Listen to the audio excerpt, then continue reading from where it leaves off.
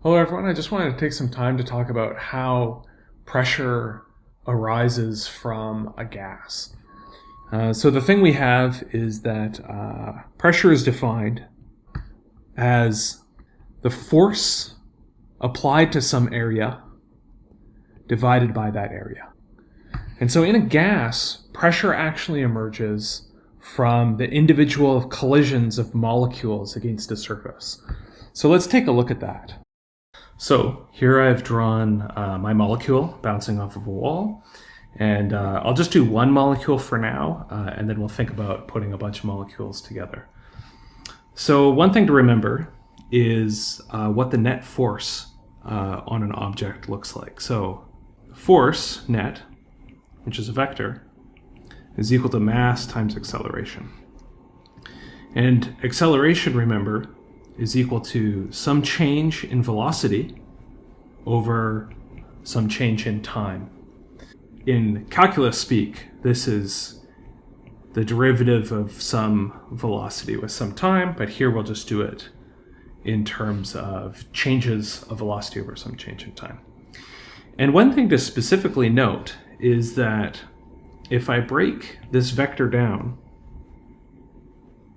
into components, well, there's a y component to it, and there's an x component to it. And then this vector coming out, there's a y component to it and an x component to it. These should actually be the same. I've drawn my diagram a little sloppy, but Vx going in and Vx coming out should be the same. But what we notice is that the actual change in the velocity is actually just the change in the x direction. And we'll look at this a little closer lately, the change in the x direction. And the velocity in the y direction doesn't actually change. It just keeps going in the y direction. So the total force, so this is the force for one molecule. The total force is this number, the net force, times just the number of molecules. Nm.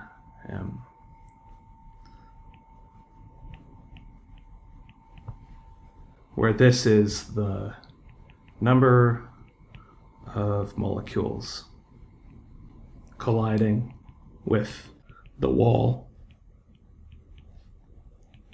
in some time delta t. And the wall has some area A, right?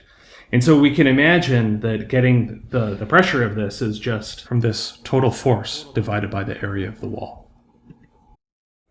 So that's how the pressure actually arises from a gas. Let's take some time just to look at the direction of this force, which is very, very important in understanding pressure. So remember, the force, it's a vector. The direction is proportional to the vector Vf minus Vi divided by delta t. Well, what is Vf minus Vi?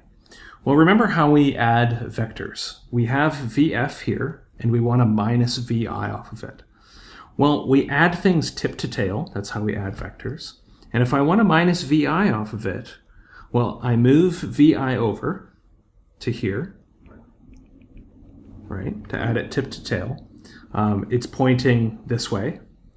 But when I minus it, it points in the opposite direction of this one, right? That's the positive direction. I minus it, and it points in that direction.